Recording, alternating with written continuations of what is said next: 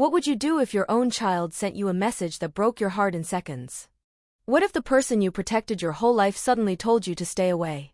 Would you argue? Would you explain yourself? Or would you do the hardest thing a parent can do, stay silent?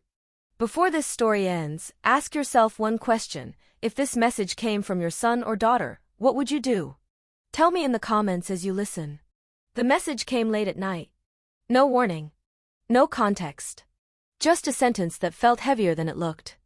Don't call me anymore. I'm tired of you and your requests. I read it once. Then again. I waited for my heart to react, but it felt frozen. Parents are never prepared for moments like this. No one teaches you how to respond when your own child pushes you away. I wanted to reply immediately. My fingers hovered over the screen. 1,000 sentences rushed through my mind. Apologies. Explanations. Questions that had been building for years. But every sentence felt wrong. Every reply felt like it would turn into an argument. And every argument felt like it would create more distance.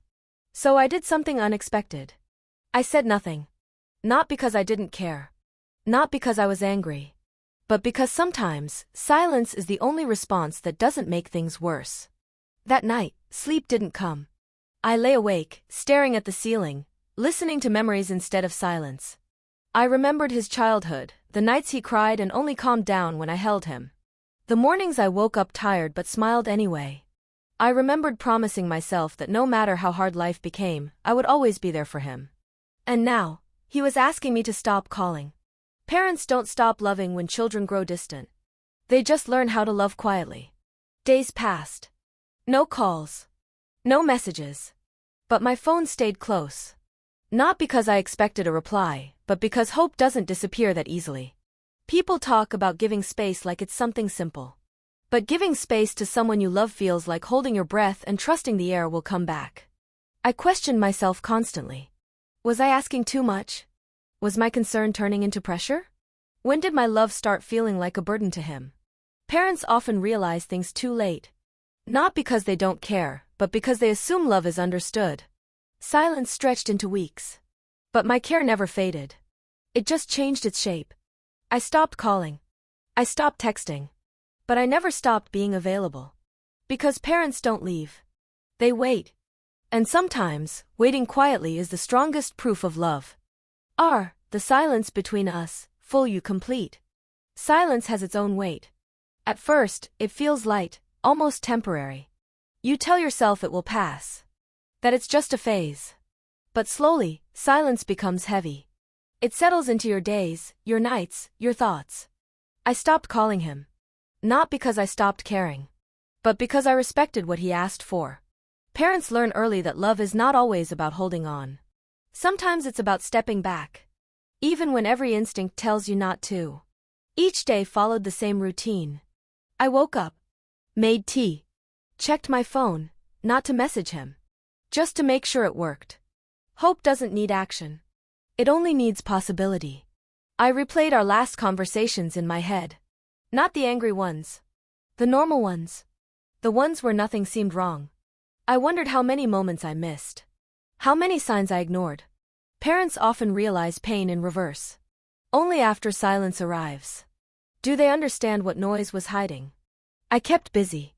Not to distract myself. But to keep my thoughts from running in circles.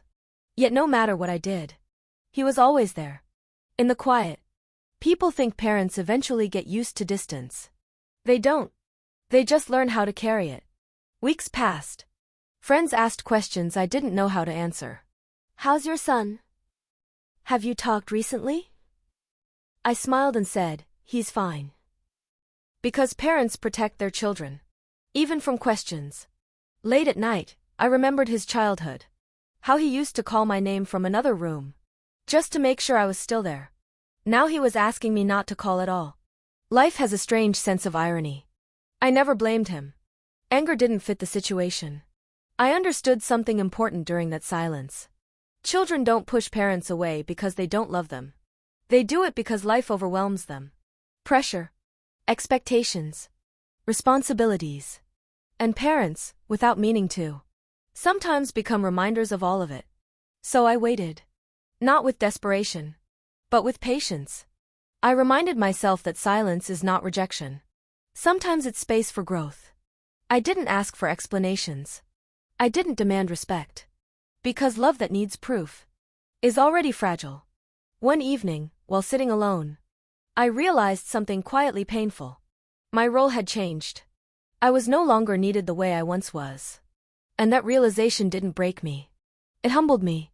Parents are meant to become unnecessary. That's how you know you did something right. Still, the silence hurt. Not because I wanted control, but because connection matters. I wondered if he ever thought about me. If my silence confused him. If he mistook it for distance. But I trusted one thing. Love, real love, never disappears. It waits. And so did I. The day he came back. Time doesn't heal everything. Sometimes, it only makes pain quieter. Weeks passed after his message. The silence didn't scream anymore, it whispered. I had learned how to live around it. Morning routines became predictable. Tea tasted the same. The house looked the same. But something underneath had changed. Parents develop a strange skill with time. They learn how to hide pain inside normalcy. People around me assumed I was fine. And I let them. Because explaining emotional distance is harder than carrying it. One evening, without any warning, the doorbell rang. I wasn't expecting anyone. For a moment, I thought I imagined it. Then it rang again. When I opened the door, he was standing there. Not smiling. Not angry. Just tired. Older than I remembered. Quieter too. For a second, neither of us spoke. Years of emotion stood between us, but no words came out. I didn't ask why he came. I didn't ask where he had been. Parents learn something important with age: questions can wait. Presence can't. I stepped aside, and he walked in like someone entering a familiar place after a long absence. The house didn't surprise him. Nothing had changed. And somehow, that comforted him. We sat down. Not across from each other, but beside each other. No confrontation. No explanations. Silence, but not the painful kind. This silence had space in it. I noticed small details. The way his shoulders slumped. The way he avoided eye contact at first. The way he breathed like someone who had been carrying too much for too long. Parents recognize exhaustion differently. They don't see weakness. They see struggle. I offered him water. He nodded. That nod said more than words ever could. Minutes passed. Then he finally spoke. Things got heavy, he said quietly. That was all. No blame. No defense. Just truth. I didn't interrupt. I didn't fix. Parents don't always need to solve problems. Sometimes they just need to listen. He talked slowly. About work. About expectations. About feeling like he was failing at things he never told anyone about. And somewhere between those sentences, I understood something painful. He wasn't tired of me. He was tired of everything. And I had become the easiest place to release that exhaustion.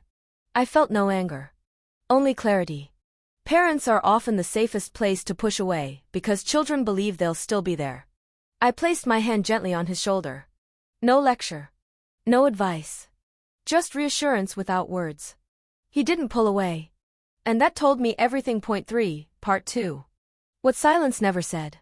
He sat there quietly after speaking. As if saying those few words had drained whatever strength he had left. I didn't rush to fill the space. Parents learn something important with time. Not every pause needs a response. Some pauses need understanding. I watched him closely, not like an interrogator, but like someone trying to read between breaths. His hands were tense. His eyes avoided mine. This wasn't guilt. This was relief. The relief of finally being somewhere where he didn't have to pretend. I asked him if he had eaten. He shook his head. So I went to the kitchen. Not because food could fix anything, but because care doesn't always need explanation. When I returned, he was looking around the room. At the walls. At the furniture. At a life that hadn't moved forward without him. Parents don't freeze time for their children, but they keep space for them. He ate slowly. Between bites, he spoke. Not in a structured way. Not like a confession. Just fragments. Pressure at work. Expectations he didn't know how to meet. A constant feeling of falling behind. He talked about friends who seemed ahead in life. About comparing himself to people who looked successful online. And then he said something that stayed with me. I feel like I'm always disappointing someone. That sentence explained everything. It explained the anger, the distance, the message. When people feel like they're failing everywhere, they push away the places that matter most. Not because they don't care, but because they're ashamed. I wanted to tell him 100 things. That life isn't a race. That comparison is poison. That he was enough. But I chose my words carefully. Because reassurance works best when it doesn't sound like correction. I told him something simple. You don't have to prove anything to me. He looked up then. Really looked. Like he wasn't sure if he had heard me correctly. Parents don't always realize how much pressure their expectations carry. Even when those expectations are unspoken. He asked me why I never replied to his message. The question came quietly. Not accusing. Just curious. I told him the truth.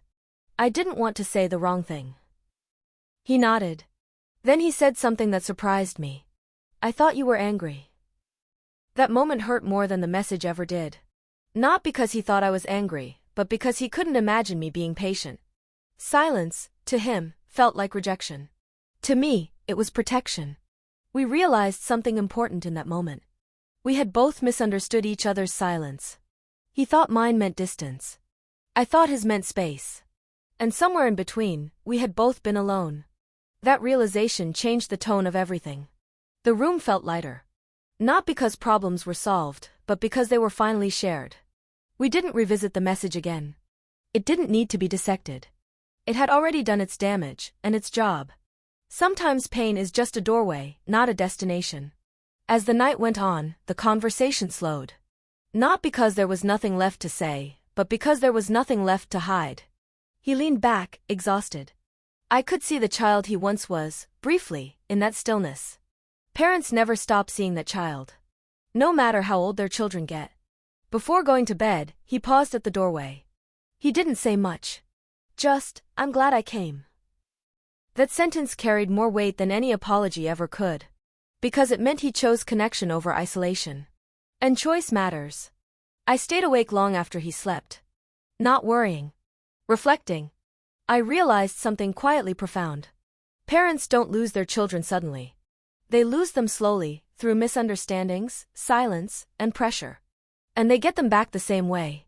Slowly. Understanding comes quietly. Morning came gently. Not with urgency, not with tension. Just light slipping through the curtains and the quiet comfort of knowing someone you love is still under the same roof. I heard movement in the kitchen. He was awake before me. That alone told me something had shifted. When I walked in, he was standing there, unsure, like someone visiting a place that still felt like home but not entirely theirs anymore. I asked if he slept well. He nodded. Then added, better than I have in a long time. We sat down for breakfast. No heavy conversation. No emotional replay. Just ordinary talk. And somehow, that ordinary felt extraordinary. Parents don't always need grand moments.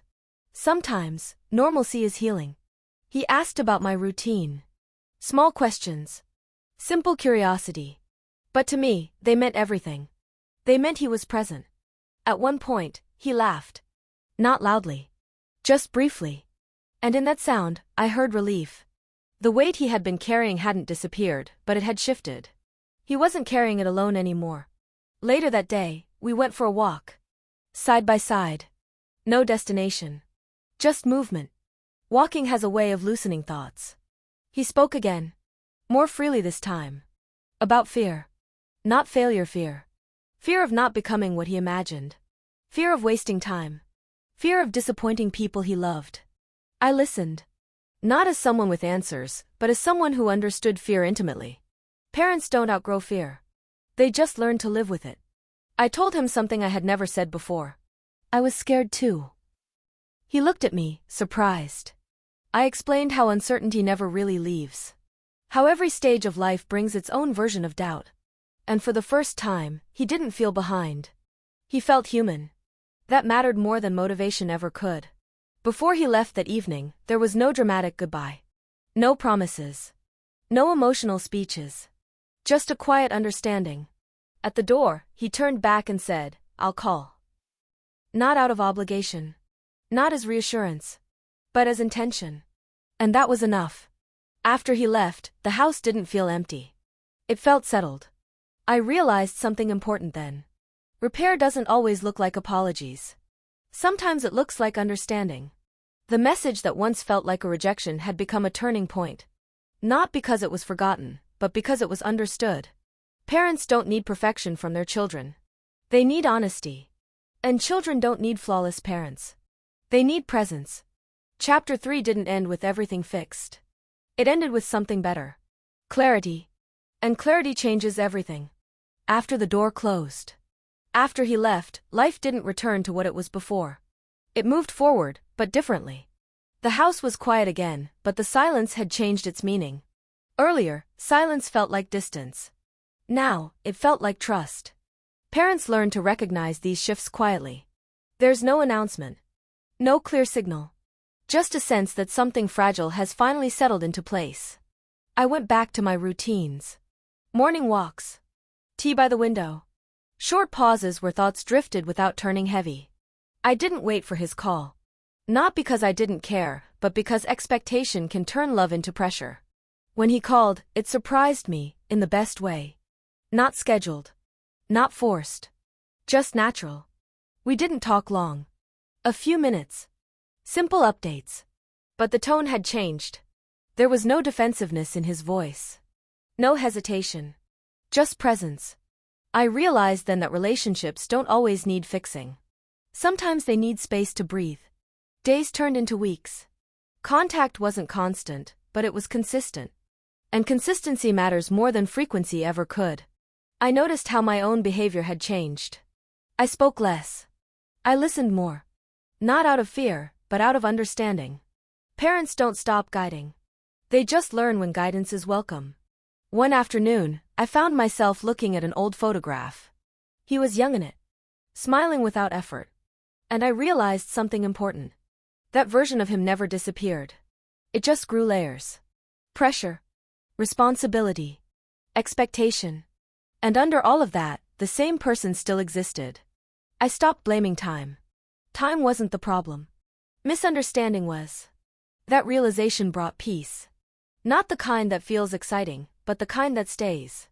The distance that didn't break us. Distance is often misunderstood. People think it weakens relationships. But sometimes, distance is what keeps them alive. After our conversation, we didn't suddenly become close again. We became careful. Careful with words. Careful with timing. And that care created safety. I noticed that he reached out when he truly wanted to talk, not when he felt he had to. And I respected that. Parents don't lose importance when they stop controlling. They gain it. There were days when I wanted to call him. Just to hear his voice. Just to know he was okay. But I stopped myself. Not out of fear, but out of trust. Trust that connection doesn't disappear just because it pauses. When he did call, the conversations felt lighter. No heavy expectations. No emotional weight. Sometimes we talked about nothing important. And those conversations mattered the most. Because they were free. I learned something new about him during this time. He was figuring himself out. Not running away, just reorganizing his life. And I realized something about myself too. I had to learn how to be present without being overwhelming. That lesson wasn't easy. Parents spend years being needed. Learning how to step back feels like learning a new language. But growth often does. One evening, he said something unexpected. I appreciate that you didn't push. That sentence stayed with me. Not because I needed validation, but because it confirmed something important. Respect builds bridges that force never could. Our relationship didn't feel fragile anymore. It felt flexible. Able to stretch without breaking. And flexibility is what allows love to last. Closeness without noise. When he came home again, there was no dramatic moment. No long conversations at the door. No emotional explanations. Just familiarity. I looked at him, and he gave a small nod. That nod said everything. Inside the house, nothing had changed. The same furniture. The same quiet. But the silence felt different now. It wasn't heavy. It wasn't uncomfortable. It was calm. We ate together that night. Not much talking. Not much silence either. Just a natural rhythm. I noticed something important then. Closeness doesn't always announce itself. Sometimes it arrives quietly. He didn't check his phone constantly. He didn't rush. For the first time in a long while, he seemed present. Later, as he walked through the house, I saw him pause near an old photograph. He stood there longer than I expected. I didn't interrupt. Some memories need space. That picture held a version of us from a simpler time. Not better, just simpler. And simplicity has its own comfort. The next morning, he woke up early. I heard movement in the kitchen. He was making tea. That small act meant more than words. It was familiarity returning without being invited. We sat together quietly. The kind of quiet that doesn't need to be filled. I realized then that closeness doesn't require constant conversation. Sometimes, being in the same space is enough. During the day, he moved around the house freely. Not like a guest. Not like someone unsure. Just like someone who belonged. And I noticed details I hadn't before. The way he walked more slowly. The way he seemed tired in a deeper way. Time doesn't only change children. It changes parents too. And seeing that change in each other creates understanding. In the evening, he mentioned leaving the next day. I didn't react. No disappointment. No resistance. Just acceptance. And acceptance is a powerful form of love. That night, neither of us said much. But something had settled. The relationship no longer felt fragile. It felt real. Not perfect. Not effortless. But real. And that kind of connection doesn't need constant reassurance. It holds itself. When understanding arrives late. After everything that had been said and everything that hadn't, life didn't suddenly feel lighter. It felt clearer. Clarity doesn't remove problems. It changes how you carry them. He went back to his life. I went back to mine. But something important had shifted between us. There was no longer a need to constantly explain ourselves. We both understood that love didn't need proof anymore. Parents reach a stage where they finally accept that their children's lives will never fully revolve around them again. And when that acceptance comes, pain softens. Not because love fades, but because expectation does. I stopped measuring our relationship by how often we talked. I started measuring it by how honest those moments were. Sometimes weeks passed without a call. And I was okay with that. Because when he did call, he was fully present. No rushing. No distraction. Just conversation. I noticed how his questions had changed. He no longer asked for approval. He asked for perspective. What do you think? Have you ever felt this way? Those questions carried respect, not dependency. And that mattered. Parents don't want control forever. They want to matter. I realized something quietly profound. We had stopped trying to fix each other. And in doing so, we stopped hurting each other. That space created balance. Learning to listen differently. There was a time when I believed listening meant responding. Giving advice. Offering solutions. Correcting mistakes before they grew. But as time passed, I learned that real listening often requires silence. When he spoke now, I didn't interrupt. I didn't rush to fill pauses. I let him finish his thoughts, even when they wandered, even when they contradicted mine. And something interesting happened. He began to open up more. Not because I said the right things, but because I didn't rush to say anything at all. One evening, he shared a story about a mistake he had made. Not a dramatic one. Just a quiet failure. Earlier, I would have responded with reassurance or advice. This time, I simply said, "That sounds heavy." He paused. Then continued talking. That moment taught me something important. People don't always want answers. They want to feel understood. Parents often mistake concern for control. I had done that too, without realizing it. Letting go of that habit was uncomfortable. But growth usually is. Our conversations became slower. Deeper.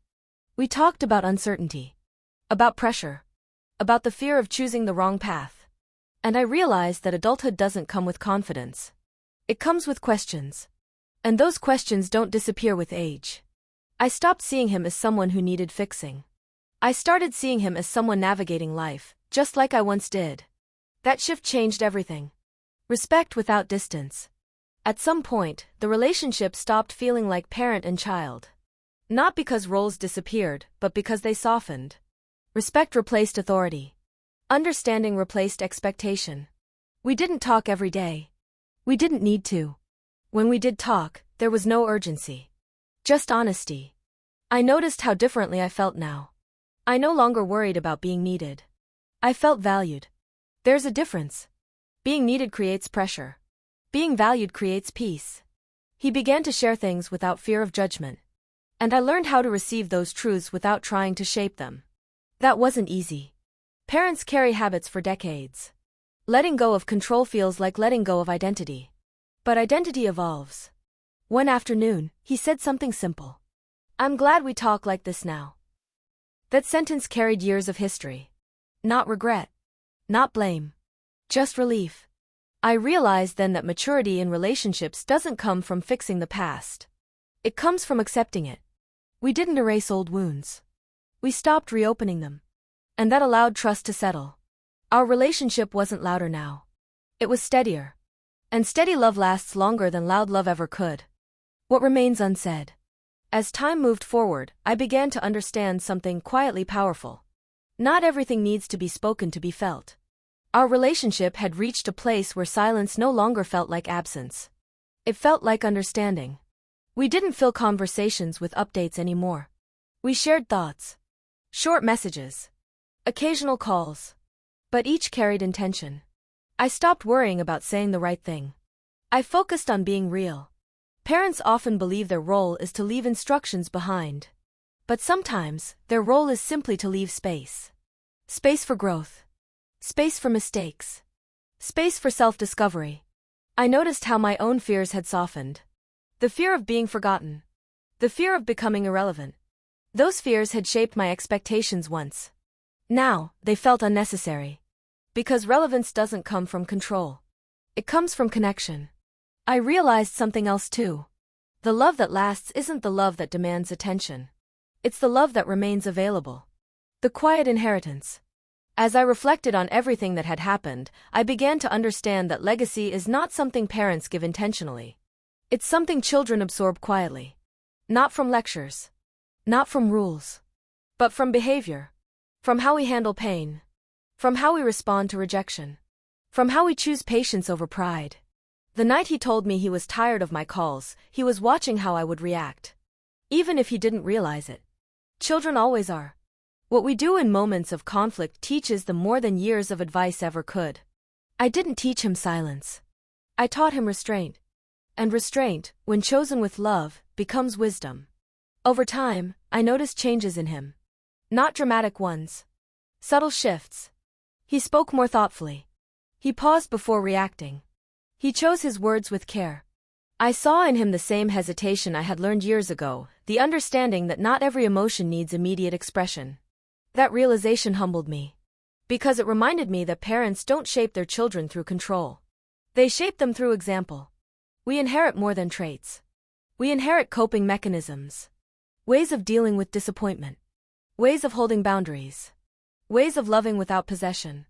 One afternoon, he told me about a disagreement he had with someone close to him. He described how he almost reacted impulsively, and then stopped. He said, "I remembered how you handled things." He didn't explain further. He didn't need to. That was the moment I understood the power of quiet inheritance. It wasn't about being right. It was about being remembered in the way that matters. Legacy isn't built through perfection. It's built through restraint, consistency, and grace under pressure. As parents age, they worry about what they leave behind. Money. Property. Instructions. But what lasts longest is behavior witnessed in moments of pain. That night of silence became a lesson. Not spoken. Not forced. But absorbed. And that is how wisdom travels from one generation to the next. What silence leaves behind. As years pass, parents begin to understand a truth that once felt impossible to accept. Children do not grow away from us, they grow into themselves. The distance that once felt like abandonment slowly reveals itself as independence, and the pain we once resisted becomes something we learn to carry without resentment. I had reached that stage quietly, without ceremony, without realization at first. It arrived not as relief, but as calm. A calm earned through restraint, patience, and the decision to love without demanding proof. I stopped replaying that message in my head. Not because it no longer mattered, but because it no longer defined us. The words had done their work. They had broken something fragile, yes, but they had also exposed what was strong enough to survive. Silence had not erased the bond between us. It had refined it. It removed the noise, the expectations, the need to be constantly reassured. What remained was something honest. There is a loneliness that comes with parenting adult children. It is not spoken about often because it sounds ungrateful. But it exists. The house grows quieter, routines lose their urgency, and purpose must be rediscovered internally rather than externally. For a long time, my purpose had been clear: provide, protect, guide. Letting go of that clarity felt like losing direction. But slowly, I realized that purpose does not disappear, it evolves. It turns inward. It becomes about example rather than instruction. I noticed how my reactions to the world had changed. When conflict arose elsewhere in my life, I paused instead of reacting. When disappointment came, I processed it privately rather than projecting it outward. These changes were not intentional. They were learned through that single moment of restraint, the moment I chose silence over defense. That moment became a reference point. A reminder that dignity is not loud and love does not chase. Time continued moving, as it always does. Seasons changed. Conversations came and went. Sometimes we spoke often, sometimes barely at all. But there was no anxiety attached to the gaps anymore. I trusted the foundation we had rebuilt. Trust replaces fear when control is no longer the goal. One evening, while sitting alone, I thought about legacy again, not in terms of what I would leave behind physically, but emotionally. Parents often hope their children remember their sacrifices. But sacrifices are rarely understood in the moment. What children remember instead is how safe they felt, how respected they were, how free they were allowed to become. I hoped he remembered that I chose restraint when it would have been easier to argue. That I chose patience when pride demanded response. There is a strange peace in knowing you may never be fully understood, and being okay with that. Parents do not need full recognition to feel fulfilled. They need to know they did not cause harm where love was intended. They need to know they allowed space instead of building cages. As I grew older, my role shifted again. I became less of a voice and more of a presence. Less involved in decisions, more available when asked. That availability mattered. It communicated trust. It said, "I believe in you," without needing to say the words. I saw him grow into that trust. His confidence was quieter now. Less defensive. More grounded. He didn't seek validation the way he once had. He carried himself differently, not arrogantly, but steadily. And I knew, deep down, that our silence had contributed to that growth. Parents often believe love must be active to be effective. But some of the most powerful love is passive. It watches. It waits. It allows mistakes without rushing to rescue. It understands that growth requires discomfort, and that protection from all pain is not love, but fear disguised as care. I no longer feared being forgotten. Because I understood something important. Influence does not require proximity. The lessons that matter travel internally. They surface in moments of decision, long after conversations have ended. That message, once sharp and painful, had become a quiet turning point. Not a scar, but a marker. A reminder of who we became because we chose restraint over reaction. Silence did not mean absence. It meant trust. And trust, once established, does not need constant reinforcement. It simply remains. The love that learned to let go. By the time I realized the journey had changed me, there was nothing left to prove. No argument waiting to be resolved. No apology hanging in the air. Just acceptance. Acceptance is not surrender. It is understanding without resistance. I had learned to let go without disconnecting. That balance takes time. And pain. And restraint. Parents often believe their job ends when children become independent. But that isn't true. The job changes. It becomes quieter. Less visible. More internal. I no longer measured my worth by how often I was needed. I measured it by how calm I felt when I wasn't.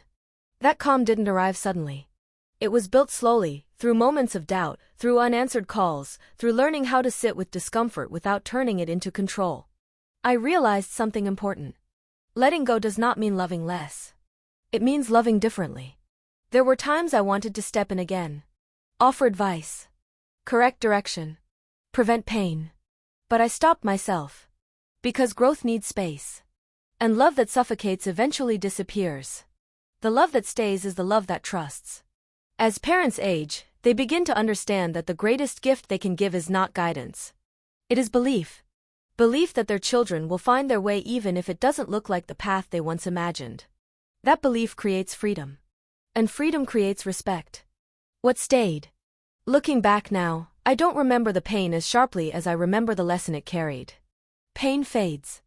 Understanding stays. The message that once felt like rejection became the moment everything realigned. Not because it was justified, but because it revealed the truth we were both avoiding. Love does not survive on demands. It survives on respect. We never sat down and discussed everything that went wrong. We didn't need to. Some understanding does not require words. It requires time. And space. And the willingness to let discomfort exist without trying to erase it. Our relationship didn't return to what it once was. It became something better. Something honest. Something sustainable. We learned how to exist in each other's lives without obligation. Without guilt. Without fear. And that freedom made the connection stronger. I stopped seeing myself as someone being left behind. I started seeing myself as someone who had done their part. Parents are not meant to walk every step of their children's journey. They are meant to prepare them to walk alone. And when that preparation is complete, stepping back is not loss. It is success. Today, when I think of him, there is no heaviness. Only quiet pride. Pride that we survived the hardest part, not through confrontation, but through restraint. Not through control, but through trust. The silence I chose did not create distance. It created understanding. And understanding changed everything. Some stories don't end with answers. They end with understanding. If you're watching this and thinking about a message you ignored, a call you didn't return, or a parent you assumed would always wait, this is your moment. Because silence can heal, but so can one honest conversation. If this story touched something personal inside you, write "I understand now" in the comments. If you're a parent, tell us, backhand index pointing right, would you have reacted, or stayed silent? And if you're a son or daughter, ask yourself, backhand index pointing right, is distance really freedom, or just unspoken pain? Share this story with someone who needs to hear it. Sometimes, a video becomes the conversation people are afraid to start.